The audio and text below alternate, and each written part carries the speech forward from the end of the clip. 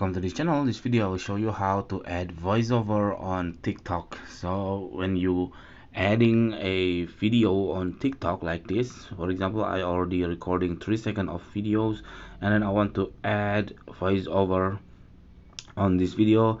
You can click this, you can tap on this check mark. After you click check mark, there is an option of audio editing.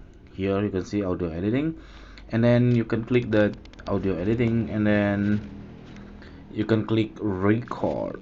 Here after you click record, you can add your voiceover on your videos. Also you can choose which second you want to add the voiceover. For example, on this part of the video you want to click record, you can do it by clicking this record button.